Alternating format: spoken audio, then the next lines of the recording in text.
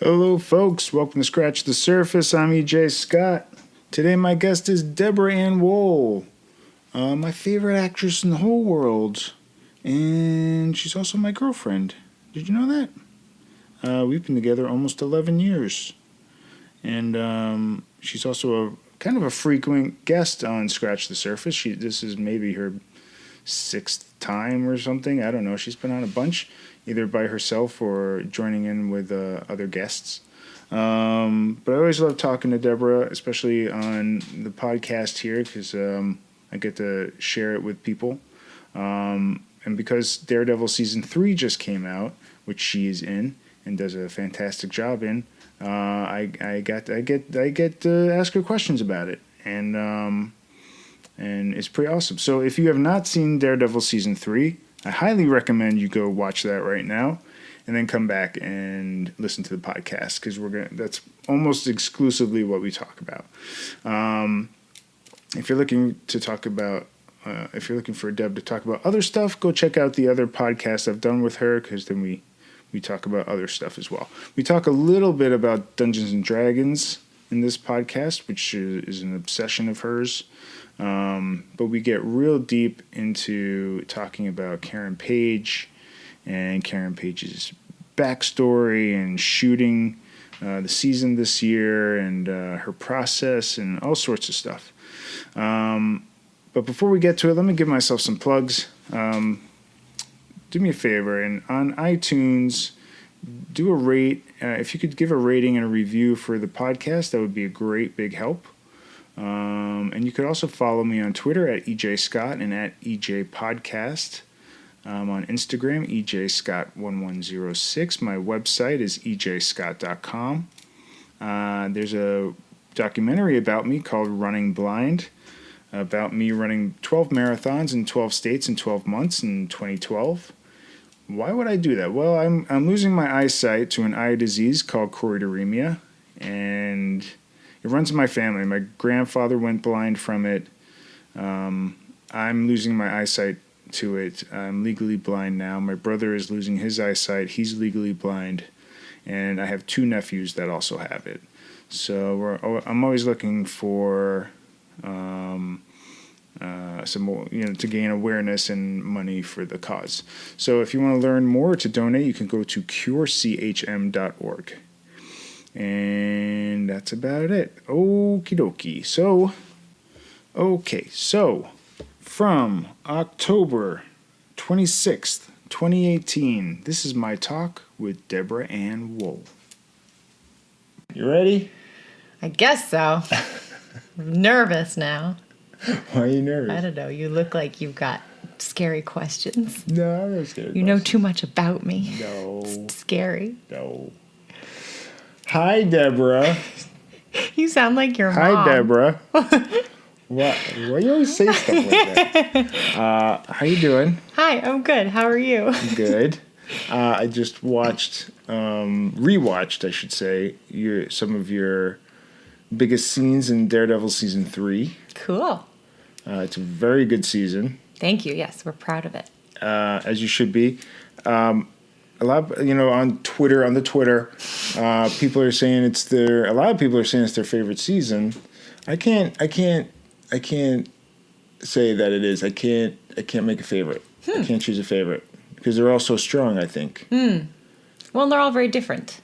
Yeah. So it's maybe more of a taste thing than a quality thing. It may just be one appeals more to your specific taste than others. Well, they all appeal to my taste. You're a superhero guy, so. Yeah, I love all of them. Although I will say, probably for you, it might be your best season because of how much you get to do this season. I would be willing to say that, I liked the other seasons. I liked what I got to do, but certainly this season asked more of me and gave me more opportunities to tell Karen's story. And so for that alone, I could maybe label this as my favorite season for Karen. And you've never even seen the show. That's true. I have not seen the show, but in terms of shooting it, sure. Yeah. And in scripts and things like that. Yes, precisely. So in the first episode, we find Matt and Karen talking about. We kind of jump back Oh, to yeah, season yeah, 2. yeah. Kind of jump back to season Yeah. 2, skipping over Defenders into season 2 because at the end of season 2, Matt reveals that he's Daredevil to you, and that's where it ends. And then in Defenders, We pick up months later. we pick up months later, and that's not really addressed. Not really. So in season 3, in the beginning, they kind of jump back and go, "This is what happened." Well, I know, like, Charlie and I had a conversation before we shot Defenders about how we thought that conversation went. We spoke with Marco a little bit about, what his thoughts were. Marco Ramirez, Marco Ramirez, the showrunner of ran Defenders, Defenders. and co-showrunner of Daredevil season 2. Right. So yeah, he sort of told us that they were at a tentative acceptance of this new situation. Which, You guys were? yes, that Matt and Karen had a sort of tentative acceptance of the new situation, that they weren't very close, which kind of worked because it put us in somewhat of a holding pattern. It meant that we could wait to fully explore what it was until season 3. But Charlie and I, of course, wanted to have something very specific in our minds of what went down. So he and I talked about it and came up with something that worked for us. And then when Eric said, and I don't remember if Charlie suggested that we do a flashback, but somehow Charlie and I got in very early on that. And Eric really wanted to make good by what Charlie and I had talked about. So that was very much a collaborative effort between the three of us. A lot of us, Charlie and I petitioned for very specific lines that we wanted in there, things that really made sense to us for the decisions we had made for Defenders.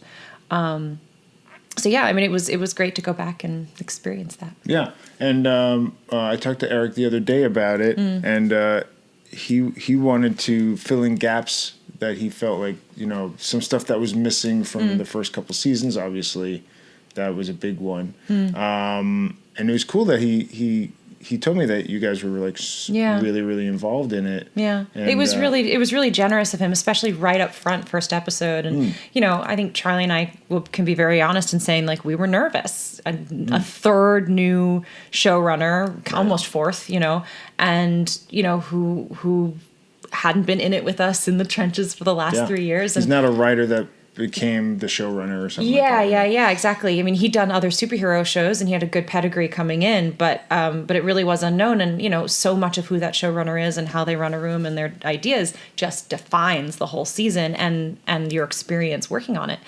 So we were nervous, and then he was great. The meetings we had with him were great, and I think that scene, I don't know if he did it intentionally or not, but because he was so collaborative and so open to our ideas, it really set the relationship up for the rest of the season. It meant that we were eager to hear his ideas, he was eager to hear ours, and it really, the relationship with him started high and went higher. Yeah. How much of what you and Charlie talked about in Defenders, behind the scenes, made it to the script or what you shot? I mean, almost all of it, Okay. because he was so, we really all got kind of what we wanted across.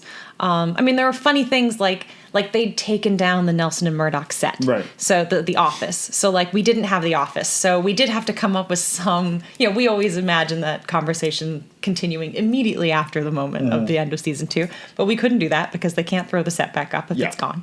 So we had to come up with a reason why you would do it at Matt's place. And, Matt's apartment is such a beautiful set that anytime we can shoot in there, especially after dark, is a really good opportunity. So, I know we sat down and really all put our heads together to try to come up with a reason that felt real for why we would leave the office. And that makes sense, though. It does give Karen a moment to think alone. Yeah, I gotta go for a walk. Yeah, for hours. Well, I think it's huge. I think it's huge. You have to process it. I also think it completely redefines what her relationship is with her friend.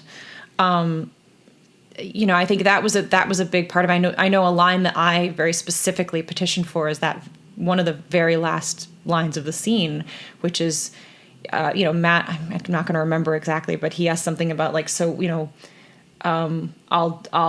I'll do better. I can leave Daredevil behind. And I wanted to say something to the effect of, I'm not so sure that the problem is Daredevil.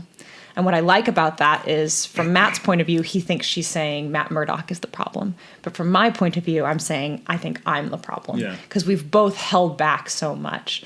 And You're both problematic. we're both super problematic. I mean, Karen is one of the most like makes the most morally questionable decisions of any character I've played so far, I think. And it's part of what I really love about the character, that it does make her problematic as a friend in the same way that Matt is problematic as a friend for that very same reason.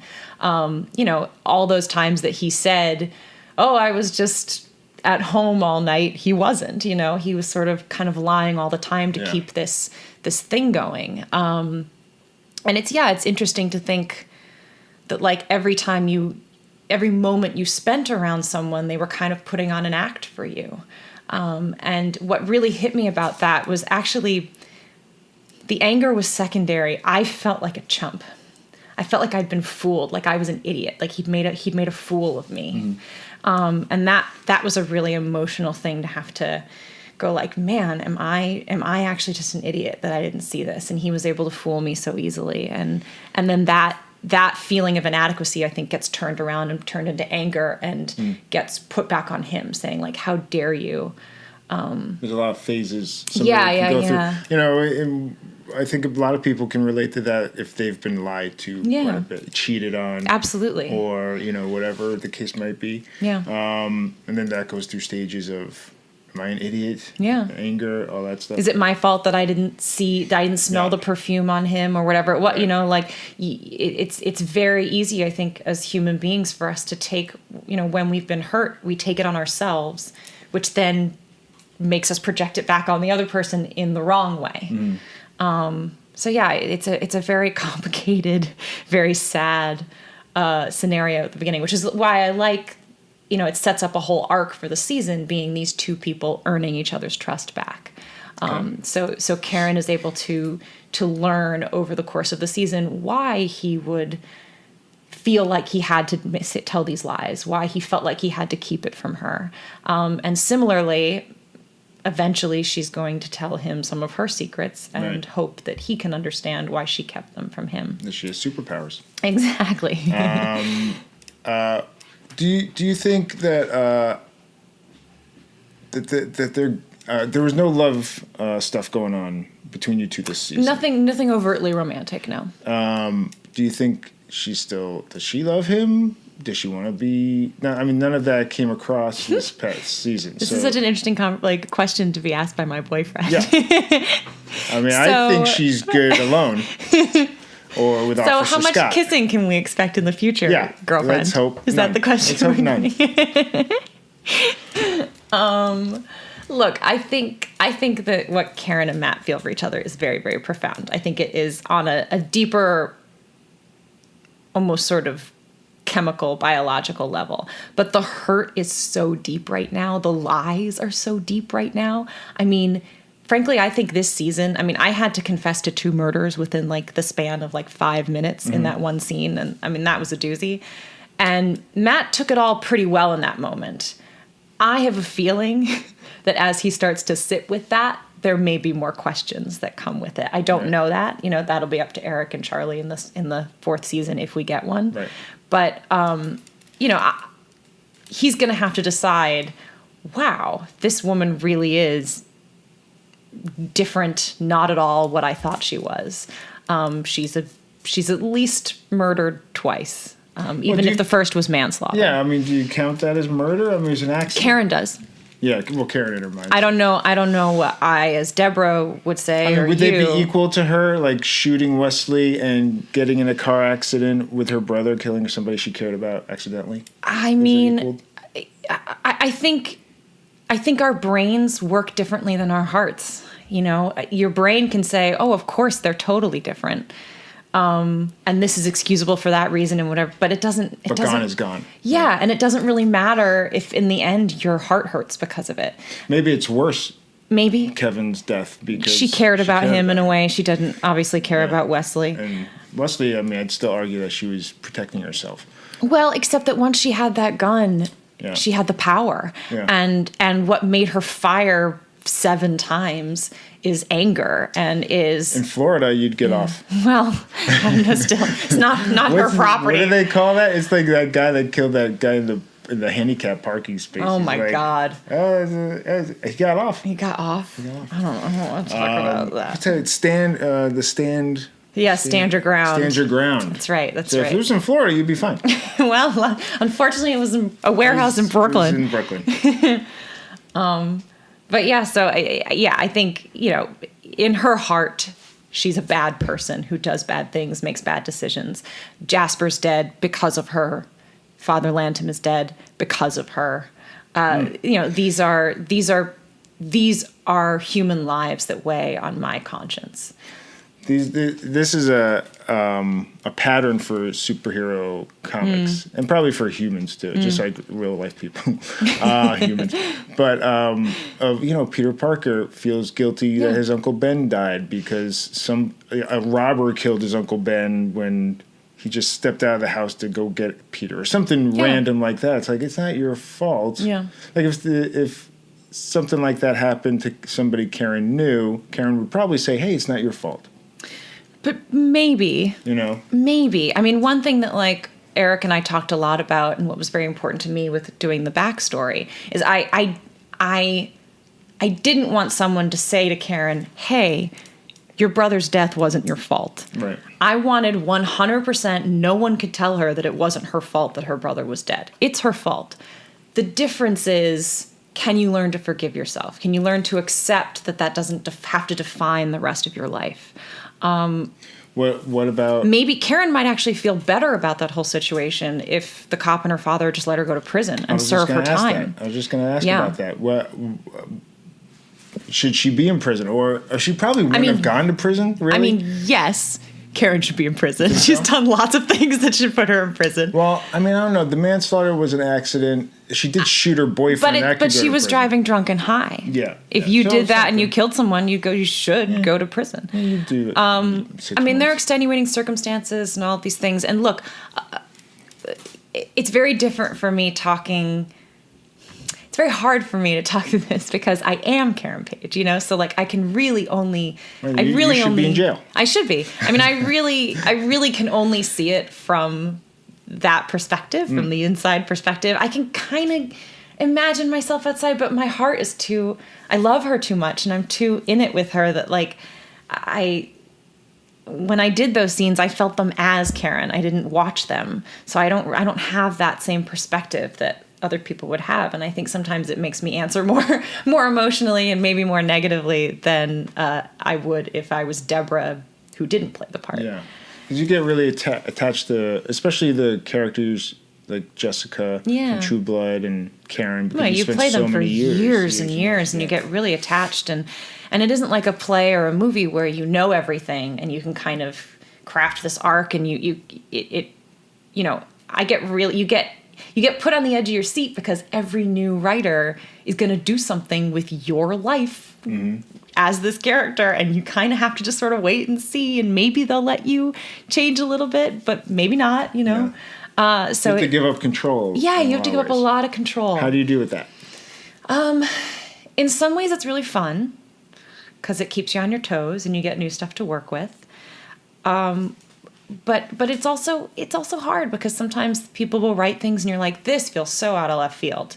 I don't know where they're getting that from, and so my process has always been to go, okay, let me take this home. I'm going to sit with it for as much time as I can give myself. Sometimes that's a couple hours, sometimes it's a couple days, depending on when we're shooting it. And I'm going to really try and figure out, how do I make this work exactly as is? Because maybe this person who wrote this has a brilliant idea that I can't see because I'm too close to it. So I want to go home and I want to work as hard as I can from my perspective, understanding how I see the world through Karen Page's eyes, try and make that work as is. If I am still coming up against roadblocks and I just can't find my way into that moment, I might write Eric or the writer and say, I'm having trouble with this moment. Can you explain to me what you're going for? Where did that inspiration come from for you? See if that helps me. And if it still doesn't help me and I have an alternate idea, I might pitch something. But I generally like to try and stick with what the writers have. Just because I think if you fight it too much, you risk losing out on something really special that, like I said, you can't see because you're too close to it. Right. In episode 8, you have a great scene. I loved shooting that scene. With Vincent D'Onofrio, Yes. Wilson Fisk, in his penthouse apartment, and that was really interesting. It's one of the most tense scenes, I'd say, of the whole series, probably, and I didn't know what to expect, and it got more intense as it played. And it's got to be a good 6-minute scene. Is or it long? something. Yeah. It's pretty long. Feels long. It was long. It was a long scene to read. I don't know how they cut it, but I mean, they leave in lots of pauses Cool. and tensions and stuff like that. And then there's like some music, but it's really low and it kind of grumbles underneath. Which is nice. You talked to Eric. So did he talk about his work with the orchestra and soundtrack and everything? We did. He did some. Yeah, he was very excited about it. He's very excited about it. I love that instead of spending, his budget getting one Rolling Stone song, he was like, no, let's get a real orchestra. Yeah. We're going to do some really, and he talks about like changing it in subtle ways so that it actually kind of gets in your body and makes you feel something rather than just like slide whistle. This is a joke, That would be an interesting choice for that scene. But and watching it a second time, I realized the music. I didn't even notice it the first time. Oh, that's good. The second time, I'm like, oh, there's a music. I would have said, if you had asked me, I would have said there was no music. Interesting. In the first time I saw it. That's cool. So it certainly, I'd say, helps it instead of takes away from it. And sometimes I watch movies and they play music and I just go, enough with the music. Yeah. Take it away. I'd rather have nothing. Yeah. So Vincent D'Onofrio, you had one tiny scene. Yes, he was a figment of my season imagination. 1. It was a dream. And basically all it is was he jumped after you, tried to strangle Crush you. my head. Yeah. Crush your head. This one's very different. I would think. So Vincent's a giant guy and a really good guy, but he's also a kind of an icon and a legend. Yes. He's been around for decades, and he's done some of the great films. And he can be intimidating. For me, I was very intimidated by Vincent. But what was your feeling going into that scene? I don't know. Maybe I'm a cocky asshole. I don't know. I wasn't that intimidated. Well, Karen's not intimidated. She is and she isn't. Well, it's like the scene. anger. That's actually a very good point, because it's like Karen's anger sort of blinds her, not to make a pun, but sort of blinds her to the danger. So she's so angry and she's so set a course on justice that all the fear gets kind of blasted out, gets overshadowed by that. And I think maybe for me, because I know this part so well, and it gets easier and more fun for me to like it. I was so excited by the chance to play Karen Page in the presence of Wilson Fisk that I think that completely overshadowed any intimidation I might have had. Also, Vincent had been like super nice to me all season, so by that time it's episode 8. It's episode 8, yeah. Like like he tried on his white suit for the first time, and I was in hair and makeup, and he comes around, he's like, "Hey, Deb, you got to come see this," like a kid. And I was like, "Okay, Vincent." So I walked over and she's like, "Look, and it's got the sleeves and it's got the pocket square." And I was like, "I know, it looks great. You look really good." So I don't know if he did that on purpose or whatever it was. I had kind of zero intimidation factor going into it. I was just like, let's play. Show me what you got, Vincent D'Onofrio. Bring it. Yeah. Bring your A game, Vince. Everyone says you're so good at this part. Show me. So Prove it. When you read that script for the first time, yeah, were you like, oh shit, this is good? Yeah, no, it read great on the page. And here's the funny thing. So Vincent wasn't able to make it to our table read for that scene. So Jeffrey Cantor, who plays Ellison, he reads Fisk whenever Vincent can't make it. Okay. And he does a little kind of a little impression. Like a grasp in his voice. He just, well, kind of rasp, the rather. halting sort of way that he speaks a little bit. You know, it's not Shatner. I'm doing Shatner because I can't do any kind of Karen Page. I can't do any impressions at all. But Jeffrey does a fairly decent sort of Vincent as Fisk impersonation. That's so cool. I read with Jeffrey doing his impersonation. It still read really well. So I was like, I can't wait to get the real man in there. So on the day of, is there a rehearsal? Is there? You always do a little bit of rehearsal. Mostly it's for camera more than it is for actors. For blocking and stuff. Yeah. There are a bunch of movements there it's mostly sitting at a table, but there's a lot of getting to the table. Well, no, and we talked a lot about like, spider in a web and like circling each other and things like that. And, they wanted to do the big whole walk down the staircase thing so Vincent could have his moment. Could have had an escalator like Trump. He could have. And he could have just been very... Mexicans are very rapists ominous. and drug dealers. Not in my podcast, please. I'm sorry. Go ahead. But yeah, the main thing I remember is that there was a terrible snowstorm coming that day. What, bunny in a snowstorm? Rabbit in a snowstorm. Rabbit. I do like the idea though that Fisk would have a painting called Bunny in a Snowstorm. It's Bugs Bunny. It's Bugs Bunny. So it was a big snowstorm coming. It had started snowing already that day, so it was like cold, and you were in this dark little What month is it? Do you warm remember? thing. February or something? Yeah, it would have been around then, February, I'd say. So although we had a full shoot day planned, they canceled everything after that scene because they wanted to make sure that crew and cast and everybody could get home before the snowstorm got really bad and we all got stranded here. So it ended up meaning that was the only scene we were going to shoot that day. We didn't have a full day to just shoot it, but it really took the pressure off of it because it meant we could take our time. We kind of play with it, find what we wanted, and it made it feel really special because we were all sort of hiding out from the snowstorm inside the soundstage, and it's that big, beautiful penthouse set. It was a really great day. I mean, I really have nothing negative to say about it. It was just like a brilliantly wonderful day where everything just kind of clicks. Did you feel like it was a special scene? Oh, yeah, definitely. I mean, if only because these two have been adversaries for 3-4 years and we're only finally seeing them actually in the same room together for the first time. And I think that in many ways, although Fisk has brawn and he can fight, his main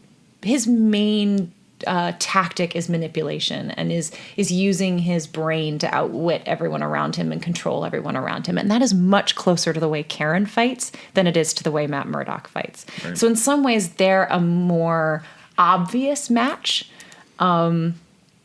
because Karen's might be the only person in the room who could maybe out-manipulate Fisk. So it's a really nice, even Steven conversation in that way. Does Karen go in there? Now, at a certain point during the scene, she notices the cameras around. So she wants him to attack her, get it on camera. Yes, because that will put him back in prison.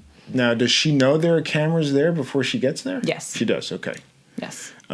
Is Karen at like a low point in her life where she's like, well, I got nothing to lose? Because he could possibly kill her in like a second. Well, and I think as far as I'm concerned in that moment, that would be fine if it served the greater good. Because I mean, we're coming off of the bulletin shootout, in which many people died because of me. As far as Karen is concerned. Right. I think a very important moment is after the FBI interrogation with all those cell phones ringing. And, I had two thoughts about that. There's the obvious thought, which is here are all these people who are trying to find their loved ones and they will never write back. And all these people have lost someone. It's really heartbreaking. Yeah. And then also to realize that Karen Page was in that scenario and no one is going to call her.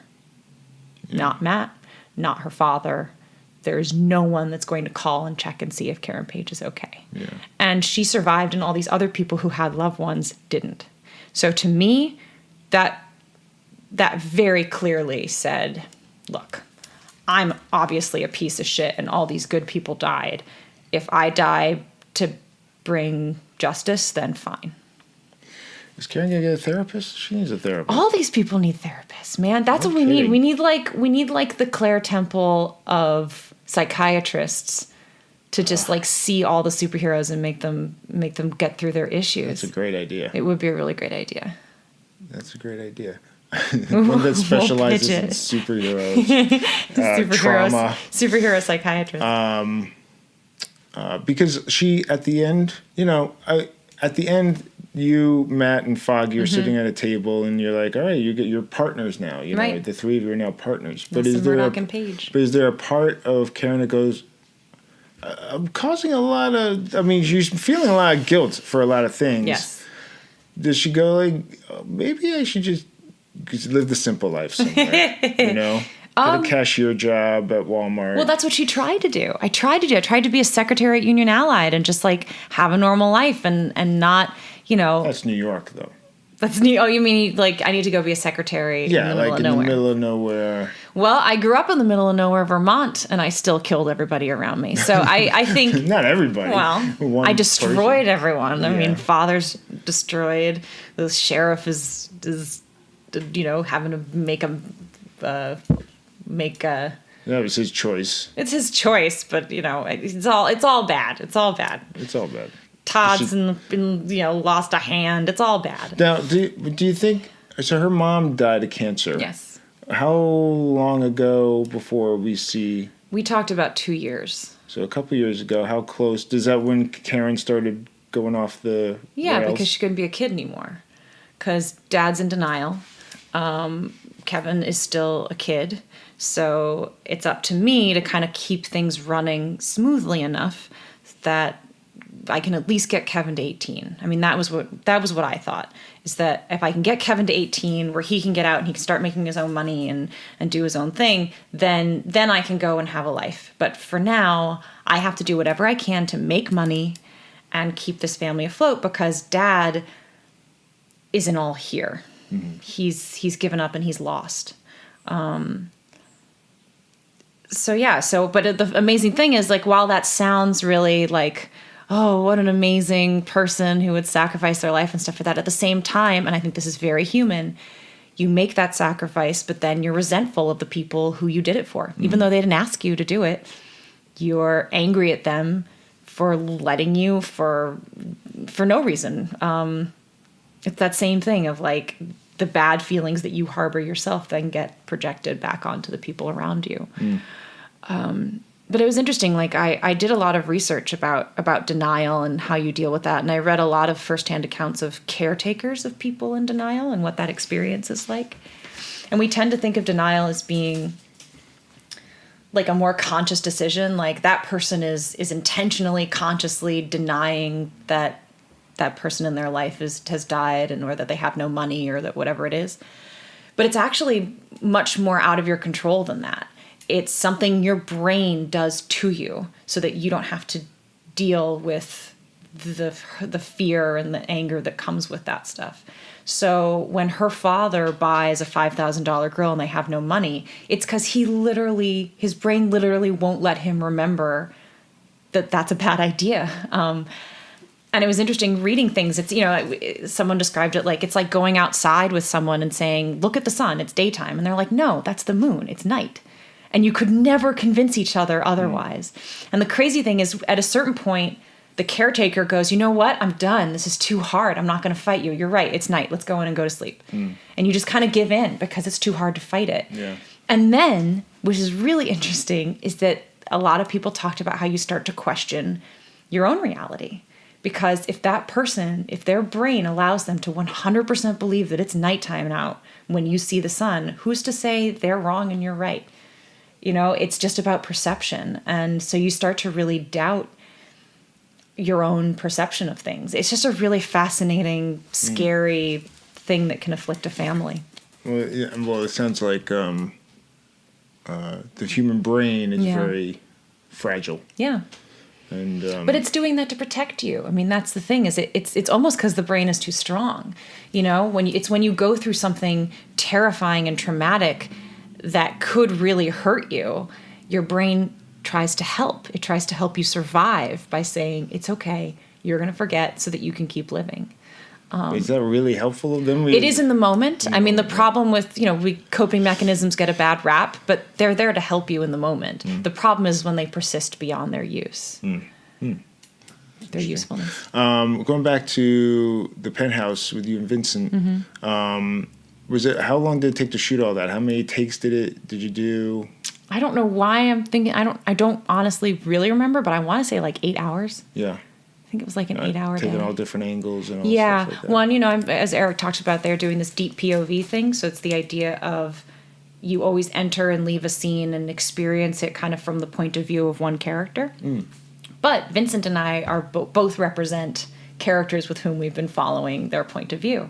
So the really fun thing, and Chris Lavasser, our cinematographer and the director for that episode, I think, they talked a lot about like, where does the POV switch? So when are we in Fisk's mind and looking at Karen through Fisk's eyes? And when are we in Karen's mind looking at Fisk through her eyes? And they did some really interesting sort of 360 shots with the camera to sort of tell us when we're switching. Which side of the line are we on? Sort of depends on which character you're. He says, "Hello, Karen." Hello, Karen. Then you see him on. Would you like some tea? Would you like some tea? Perhaps an Earl Grey. I really like that line actually when he offers me tea. Yeah. And I don't know. Part of you love tea. So I do love tea. I would love some tea, Wilson Fisk. Tea is my favorite thing.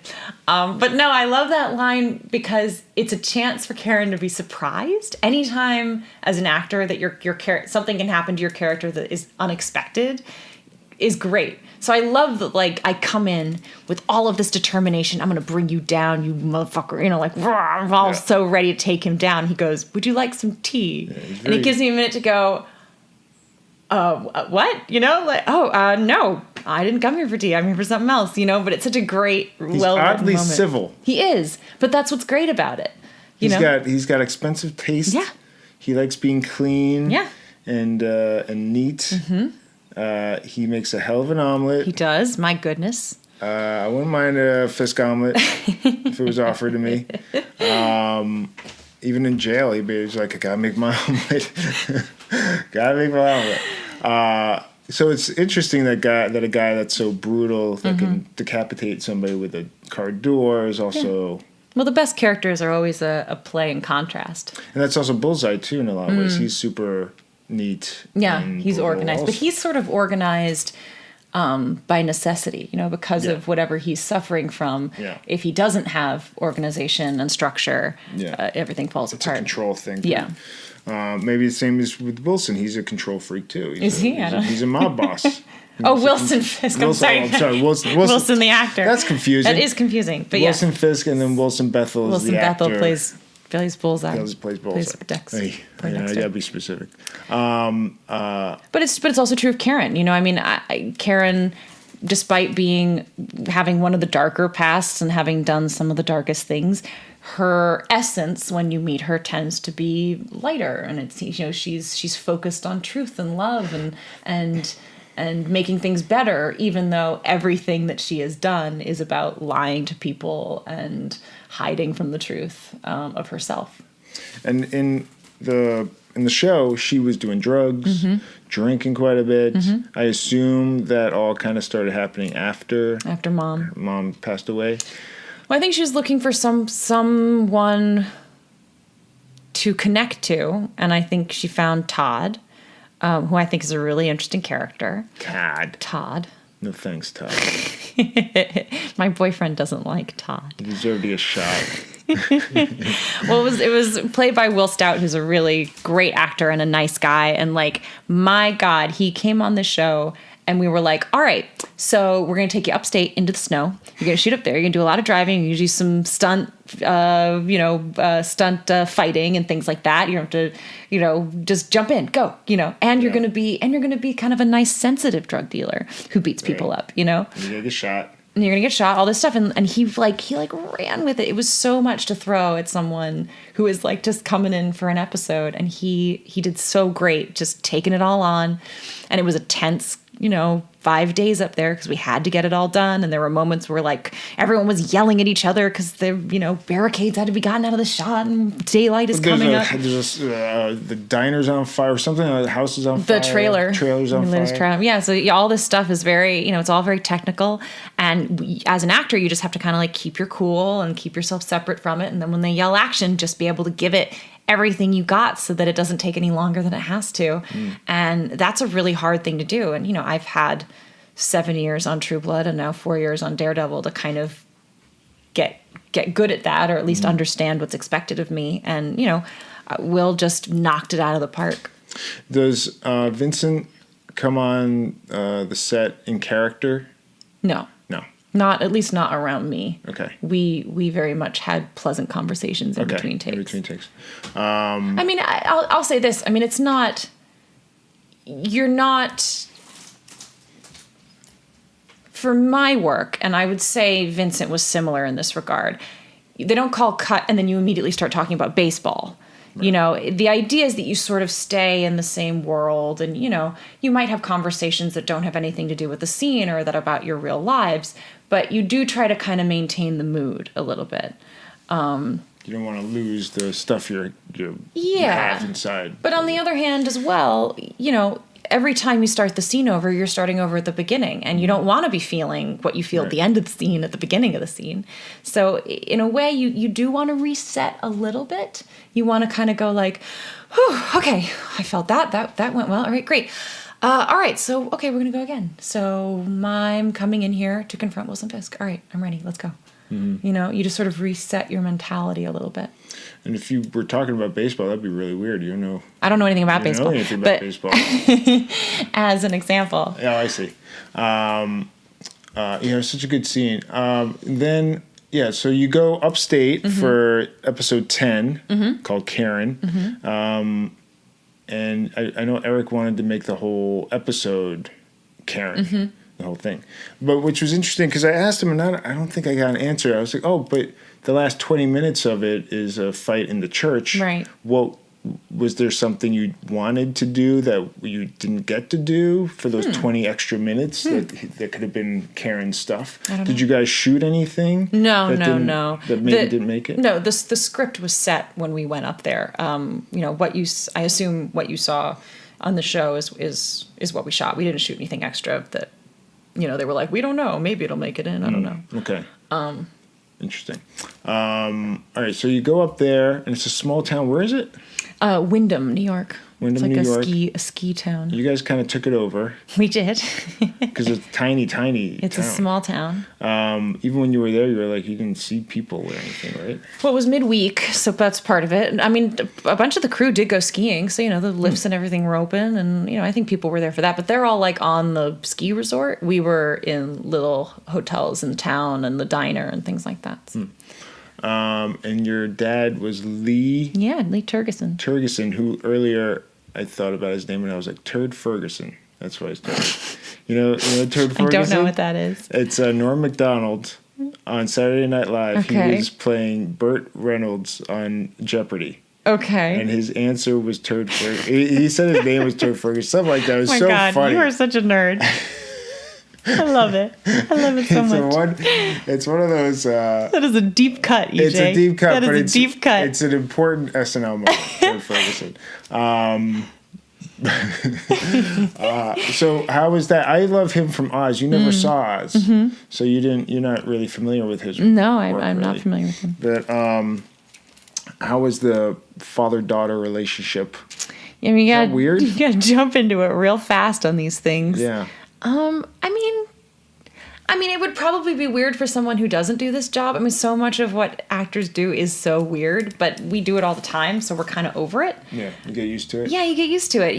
We got very used to it. There were definitely, we were shooting fast and things, so there are definitely moments where I was like, hey, Lee. And, Lee and Jack, who played Kevin, like, let's just go in the corner and let's just rehearse ourselves. Like, let's just see what comes up. And, you know, one, it'll be good for going through the lines, and two, it'll be good just for us to, like, feel it out before the cameras are on us and sort of putting pressure on it. And so, yeah, we all, you know, that was sort of our way of becoming a family, you know, and in a short amount of time.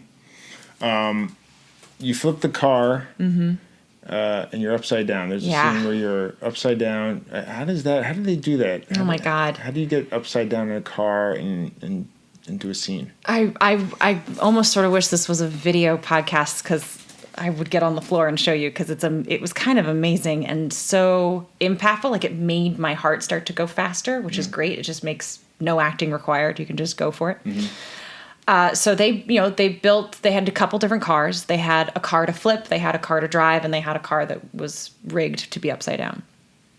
So they bring out the car that's rigged to be upside down, and they get it all set up with all the glass, you know, it's fake glass surrounding it and everything like that. And then the thing is, it's all smashed up. So the only way you can get inside is you crawl in head first, and then you kind of like lift your butt up into the seat, and then just pick one leg up at a time and put them underneath the like glove compartment area. You know, on the driver's side, it's the steering wheel and stuff. So underneath that, and then push yourself up like you're in a plank. Then someone comes in and straps the seatbelt in and tightens that down so that you're kind of held up there. That sounds uncomfortable. Oh, very uncomfortable. Yeah. And just getting into this smashed up car, and there's blood everywhere, and there's fire, you know, effects and things like that. And it was very like, you know, you immediately start to really feel it, because there's nothing that betrays the imagery. And an actor's whole job is to be gullible. My job is to look around me, know that this is a set, and still believe that it's real, you know? And this one was particularly affecting because I couldn't even see where the camera was. So it really felt like just me in an upside down car, covered in blood and everything. You know, it was really very, very affecting. We only did one take. Yeah. So they strapped me in. I went limp. He called action, and I just woke up and pretended, or, you know, imagined that this had really happened to me. Yeah. Then were you surprised there was just one take? I was. I would have done it again, just because I love my job, and especially moments like that are what you fight for. Those are the moments that make acting amazing, is when things happen to you instead of you having to do them. So in every scene, you're trying to get to that point, but sometimes circumstances come together, and it's just really easy. So I would have loved to have done it many, many times, because it was such a great easy setup. Let's see. Going back to the penthouse scene again. Okay. I'm bouncing back. You were really into this. Well, penthouse. I was just thinking, when you're talking to, when Karen's talking to Fisk, and she's ready to say, "Oh, you secrets." Right. You want to hear about secrets? Right. I'll give you secrets. I'll give you secrets for days. Oh, that should have been the line. I'll give you secret for days. Yeah, secrets see? for days. See? And then you lay down slowly about Wesley, and he's just like breathing heavy. Yes. And that was so scary. Was it fun for you as an actor just to poke the bear? Because you're the instigator. Oh yeah. Because he thinks he has you. He thinks he won when he says, when I confirm for him that Matt is Daredevil. Right. He thinks he's won. And but the great thing about that is Fisk doesn't know Karen very well. So the fact that she lost only makes her fight harder. So in a way, there's that great moment where he says, he sort of says, well, because Matt is Daredevil, or however it goes. And she goes, well, how do you know that in my eyes? How do you know that? Oh my God. I just confirmed this. I'm the worst person in the world. Another thing. Like you need more. Like I need more things to hate myself for. But it's that kind of surprise, and then, oh shit. And then I hate, like, I'm the worst person ever. And then that turns and twists into this rage. And it goes, all right, you're gonna fuck with me, I'm gonna fuck with you. I've got a card that you don't know I have, and I'm playing it. And that's what you went there to do. Right? Exactly. Yeah. Well, I went there to get him to beat me up, but I didn't think I would have to use Wesley. I thought I could get him with knowing about his mother and about killing his father and all of these different, I had ammunition that didn't involve Wesley. Wesley admitting to that was a last resort. I think it was in the back of my mind that I have that card that I can play. But I was hoping not to. One, because there are cameras and there are microphones. And it's quite possible, I admitted to a murder in front of the FBI, which is why, I don't know what they cut, but I played a moment of like looking at the camera, moving so that my lips couldn't be seen, right. Behind his head and whispering it in the hope that I could use it to affect him without actually anybody hearing. Right. But then what's fun is then when the cops run in at the end and cuff me, in my mind, I go, oh shit, they heard. Because they're not cuffing him, they're cuffing me. Yeah. Now, luckily, they didn't hear, so my secret is still kind of safe. Whether it should be or not is another question. Yeah. But what happened? So in the episode 10, you're how old in that episode? 19. Playing 19. Okay, so all that stuff happens. At the end of that, you and your dad he's like, you gotta leave town. See, this is my favorite thing. There are 11 years that are unspoken for That's between that and showing up in New York at Union Alley. So we have a buttload of story we can still tell. How many more people have you killed? I know. This is a very good question. In those 11 years. In those 11 years, I could have killed lots of people. Oh, my God. Although it would be... Maybe in those 11 years you go off and try to find the simple life, and it's possible, and it doesn't work. I obviously no one has spoken to me specifically. Had 4 babies, and you're like, forget these babies. No one has spoken to me specifically about what they imagine in those 11 years. I have my own ideas of what I think. What are your ideas? I do like the idea of having tried to just live a normal life somewhere else, and it just never works for one reason or another. Maybe McCarran has a husband that she left. It could certainly be possible that Let there me was write something in season there. 4. I do think that there were probably a lot of failed relationships, whether those were romantic or friend or whatever, in order to justify how guarded I am in the present day in my relationships. Yeah. Is Karen worth dating? Everyone is worth dating. Really? Yes. I don't know about this. Everyone is worth dating. You might get a little murdered if you date Karen. Just a little. Just a little murdered. Well, that poor priest. Yeah. You were supposed to get that. I was. That, what do you call it? What do they call it? Baton. Baton? Is it baton? Because in Guardian Devil, yep. Kevin Smith, the writer, kills Karen. Yeah. By that. That's how you die. You get that club or baton or whatever in the chest. And the father got it that time. Yeah. And then there's a scene where you're cradling Matt. Yeah. And it's supposed to be the vice versa. It's a direct reversal of the Guardian of the comic. Yeah, the Guardian Devil comic. It's a very iconic page, if you will. How was that to shoot? How was that? All that? That's a real church, right? Yeah, it's a real church. So, and what do they do? They just go and shoot up in the church and have blood and kind of break shit, and it's crazy. Is it an active church? Yeah, it's an active church. Wow. We built, they built the breakaway glass that he throws things into, and when I'm, crawling along the floor and stuff That's like really that. That's really interesting. You would think like the church would be like, well, you can only use the church for like non-violent things. Non-violent Christian things. No, we're paying them. They'll just take the money and they'll save more souls with it. Money. That's funny. Well, we have a heroic priest in our scenes. So. Right. He saves lives. I didn't kill him. You killed him. You just said earlier. No. He's dead because of me.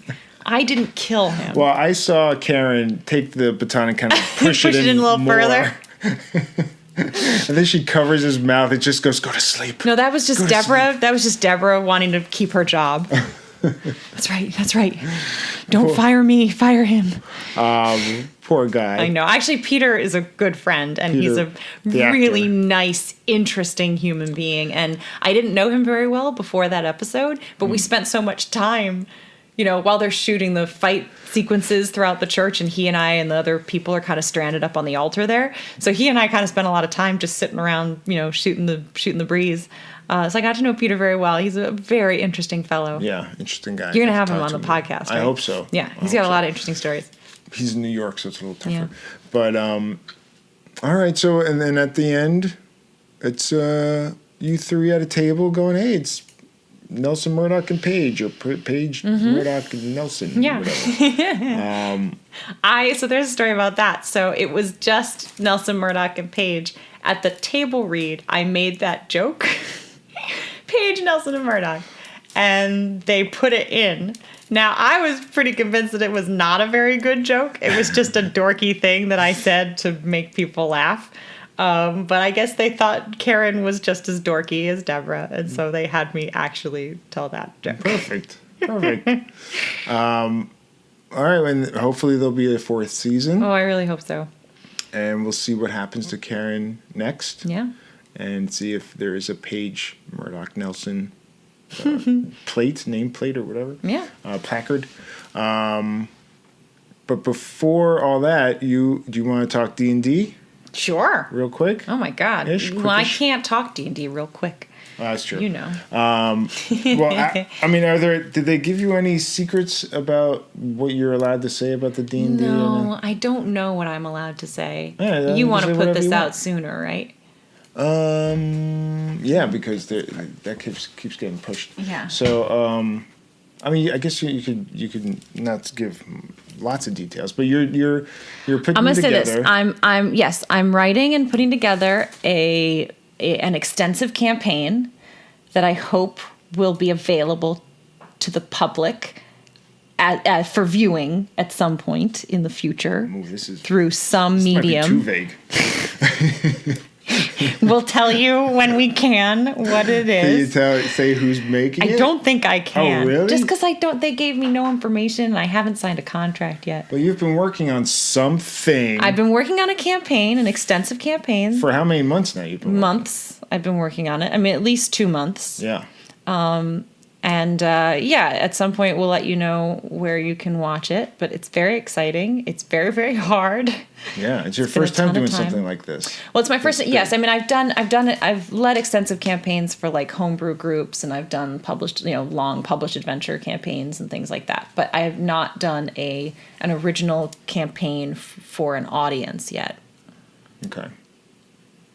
It was only ever just for the players. You did a short time ago, Stream of Many Eyes. Mm-hmm. You did a campaign. That was the very first. Yeah, that was the very first time I had run a game with an audience. And it went very, very well. Yeah. Very great. That's probably why you got offered this. Probably, yes. That's probably why. That's going to be like 10 times the work. Yes, it is easily 10 times the work. Yeah. But it's rewarding work. I just, Once in a while I see you. Yeah. Come out of your D&D cave. Come out of my cave. And I'm like, oh, hey. I'm like, how you been? I talked to you like it's a high school reunion. I'm like, hey. What you been up to? Whoa, you look great. And I'm like, I've been writing puzzles. And oh, great. Looking up monster stats, underwater combat. Interesting. Cool. Wow. Well, that kind of stuff. Good for you. Well, I'll see you in another 20. Yeah, okay. Well, hopefully that'll be out sooner than later, and I guess not everything's set. Yeah, it's just not set. So I don't want to say too much. All right, well, I'm not going to talk more about D&D then. Okay. Do you want to talk more about D&D? I don't really know what to ask. You wouldn't know. Yeah, I don't know. Let me ask you, what is it like to be a D&D widower? Oh my God, are you dead? What does that mean? Just mean like because I disappear so much. Oh, I see. I have a lot of time to myself. Mm-hmm. You do all of the dog care. I do a lot of most of the dog care. I go. Have to cook your own meals. I wonder how Deb's doing. I hope she's doing all right. And then I go, should I check on her? Well, she died or something. Maybe I should check on her. Yeah, it's fine. I know you love this stuff. And then I come out of my cave for like 6 hours, and a whole bunch of people come over and get really noisy. Well, then because I'm play testing at the moment. That's a little harder for me. Yeah. But because then I have to like disappear. Well, you have to find some place to be where we won't bother you. Need get out of here. No. Well, hey, I've invited you to play a number of times, but you don't enjoy it very much. I played twice. The very first time we played was the very first time you played. I played, yeah. You immediately had a great time. I could tell how much fun you were having. Yes. Me, I was frustrated through the entire thing. And not having, I'm like, why am I not having as good time as she's having? Yeah. And then the second time was I filled in for somebody last minute. And it was a complex character too. And it was a fourth or fifth level immediately, so you hadn't worked your way up to it. So it was. I don't even know what that means. Yeah, there you go. And yet you were playing. Yeah. I was doing my best, and it was a one-off with a group of people. And they played for like 8 hours. It was a 6-hour game. Yeah, they played we played till time. 1 a.m. Yeah. And I was not expecting that. No. And I get real antsy after like 2 hours. Yeah. Especially if I don't have a backing in where I'm sitting for my back. I also feel like you're not a big game person in general. I feel like games. Like you don't play video games or computer games or sports. I'm not competitive. Or card games or any or board. Yeah, you just don't really play games. No, because you need like a something competitive. Well, but D&D is a non-competitive game. Is it? It is. I don't know. Well, because you're not playing against anyone except for the DM. But it's a game. Yeah. Where you're trying to accomplish something. Sure. And so it might be you're not necessarily, although sometimes you are like against the monster. Right, but the DM is the monster, and it's only for story purposes. The monster is never, the DM isn't trying to win. Yeah, but the first time I played, I died 50 times. Right. Well, you got.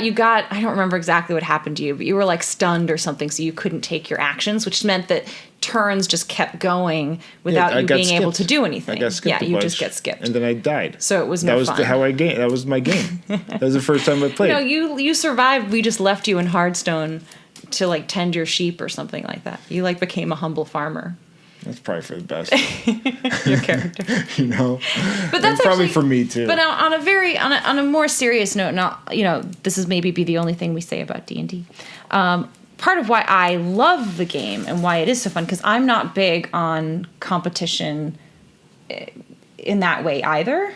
I like the game actually because it is a cooperative game. And you're a problem solver too. And I'm a problem solver. I like solving problems. Crossword puzzles and things like that. Totally. Whereas I look at those and I still see those as maybe self-challenging games. Sure. Where I'm challenging myself, and then if I can't do it, I go, ugh. Sure.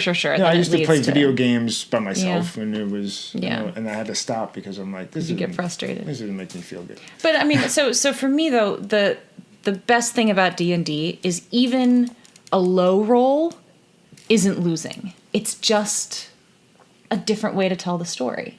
So, I tell the story about when we did Force Grey, and there was that key up in the hole in the ceiling, and we tried all these different ways to get it, and they're trying to pick the lock on the door, and we can't get through the door, and I'm like, you know what? Screw this. We need this key. I don't care. I know there's a trap. I know it's going to be a problem, but I'm going to try for it. So I jumped up to grab it, and sure enough, a blade comes out to cut my hand off, and I think I almost fully flubbed the dexterity saving throw in order to avoid losing my hand. So I lost my hand.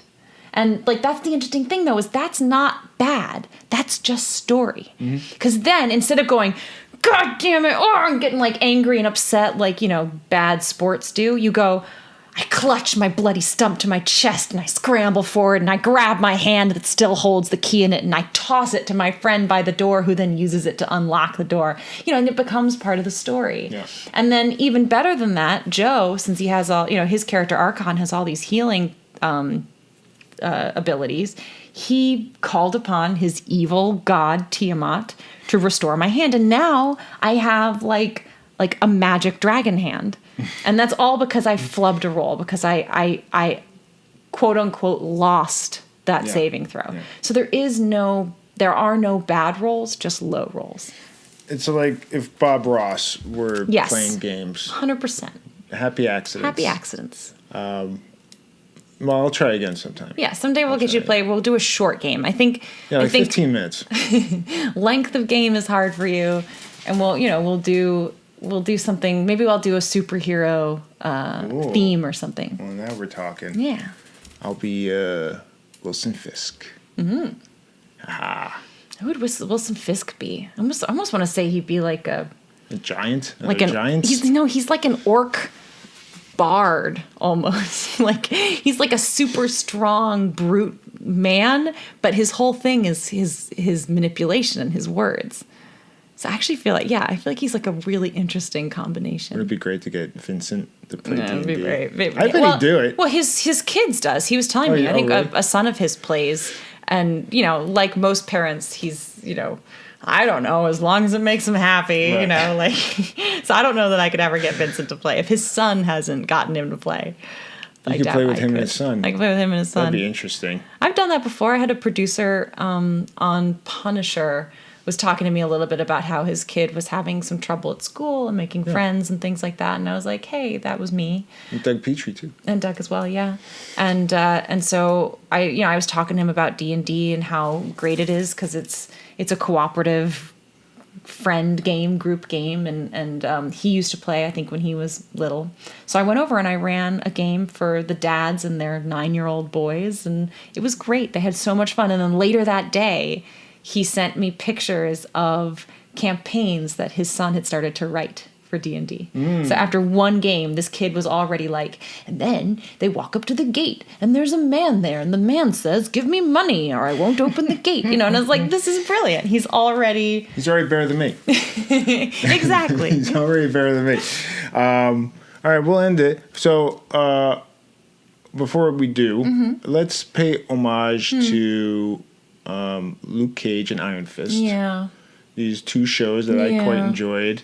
Part of the Netflix Marvel family universe that unfortunately got canceled before their time, in my opinion. A lot of good people working on those shows. Incredible people from crew to cast, in front and behind the camera, pre-production, post-production. Just a lot of really great human beings that won't get to continue those stories. Yeah, I'm really bummed out about it. And hopefully, there's a lot of hope that in the new streaming service that Iron Fist and Luke Cage will be back. So that'd be nice, but I'm not going to hold my breath for that. But there's no way to know. Yeah, I don't even know when that streaming service is going to happen. It could be like 5 years from now. I have no idea. But look, luckily, everyone who worked on it, everyone was really talented. So, people will find... You'll be able to find your favorite actors and directors and writers and cameramen and costume designers on other things. Yeah, so. they'll find work. They'll be okay, but it's just sad. Yeah. So I get nervous, like, Daredevil? Who knows? Really, who knows? We just have to hope that, the success of season 3 is enough to keep us going. Yeah, I hope so. All right, Deborah. Yeah. Go watch Daredevil season 3. Please do. And 1 and 2 and Defenders and Punisher season 1 because you're in all those things. I guess we could mention Escape Room. Oh, okay. So I made a movie, like a real movie that's going to come out in theaters and stuff.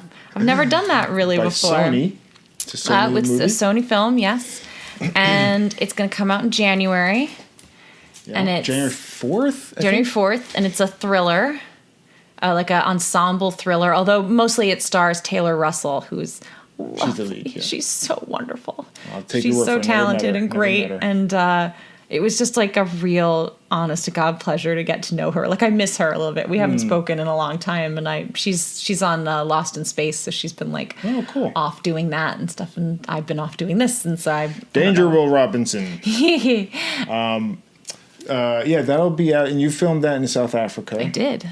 Which is funny Last year. because it's all on sets. Yes, it could have been filmed literally anywhere. In our backyard. Yes, and we flew halfway across the world. Yeah, so I didn't see you for 2 months. Literally, we did not see each other for 2 months. And then I went right to New York to start Daredevil season 3. Yep. So I was away from home for like 9, 10 months. months straight. So yeah, a long time. really We hard. missed you. Yeah, I missed you guys. At least I got to see you guys when I was in New York. Yeah, you came to visit. I came to visit quite a bit, and so Escape Room is about. It's pretty. I mean, that's It's about escape rooms. room, but like more immersive, dangerous. Yeah, it's like, what if the danger was real? Yeah. And what if there was a reason that you were brought to that escape room? Yeah. And then the really interesting thing is that all of the characters are more than they appear. So we all have these really interesting backstories that get kind of parsed out throughout the film. They've all killed people. Their siblings. We are all Karen Page. They're all Karen Page, and they all have superpowers. But the sets are gorgeous. The main cast, the six of us, we all got along really well. And I think, when things got hard in some of the different rooms, we could really had each other's back, Yeah. Well, Tyler Labine is in that movie too, and I keep trying to... You might know him from other Super Troopers and other things. Well, he's also on New Amsterdam right now. Oh, yeah. And Nick Dodani, who's on...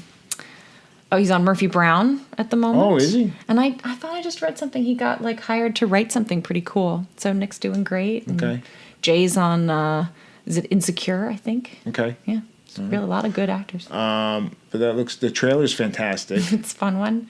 We went to go see the Halloween movie, and it played before the movie. And it's funny because when you're a young actor, you think oh, wow, wouldn't it be cool if I was sitting in a movie theater and a movie that I was in came up in the trailers and it's my face and I'm in a movie and it's coming out and you dream about that moment. It's super exciting. And then when it happened, I was so embarrassed. I was like, oh my God, everyone's looking at me. I was excited. It's so weird. Nobody was looking at you. No, they're looking at at me on the screen.